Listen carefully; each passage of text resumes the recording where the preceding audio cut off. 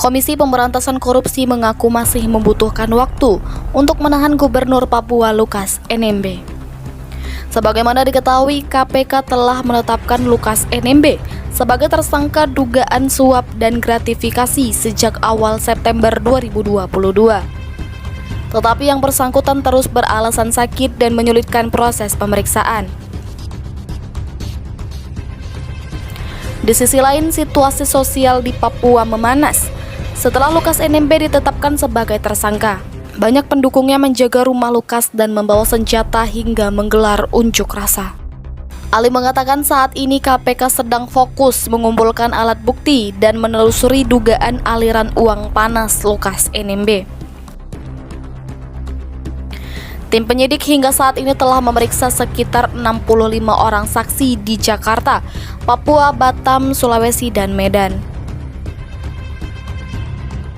Selain menggali keterangan, tim penyidik juga melakukan upaya paksa penggeledahan di sejumlah tempat guna mengusut dugaan uang yang diterima Lukas. Ali mengungkapkan keterangan tersangka memang bisa menjadi satu alat bukti, tetapi dalam penyidikan seringkali KPK tidak hanya menggunakan dua alat bukti. Oleh karena itu, ketika dalam proses pemeriksaan tersangka memilih diam, sikapnya tidak akan berdampak pada proses pembuktian. Sikap diam tersebut merupakan hak tersangka yang dijamin oleh hukum.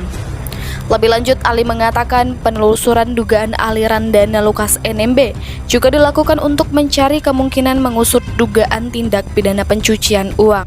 Ia memastikan KPK akan melakukan penahanan terhadap para tersangka korupsi setelah syarat-syarat terpenuhi.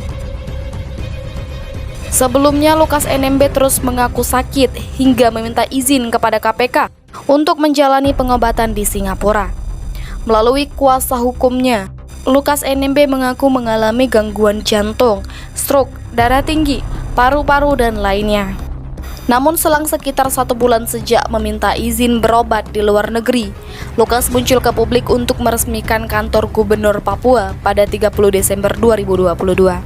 Selain itu, Lukas NMB juga meresmikan sejumlah perkantoran lain di lingkungan pemerintahan Provinsi Papua.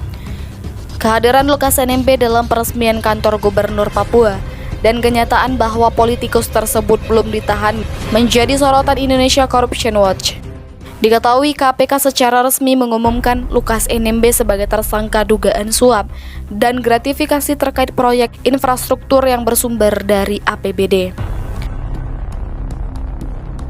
Dalam perkara ini, KPK juga telah menetapkan seorang tersangka lainnya bernama Rijatono Laka selaku Direktur PT Tabi Bangun Papua, perusahaan yang bergerak di bidang konstruksi. Rijatono diduga menghubungi Lukas NMB dan sejumlah pejabat pemerintah Provinsi Papua. Ia juga menemui secara langsung hingga memberikan sejumlah uang agar perusahaannya dipilih sebagai pemenang lelang. KPK menduga Rijatono bersepakat dengan Lukas serta sejumlah Pemprov Papua terkait pembagian fee sebesar 14% dari nilai proyek yang didapatkan.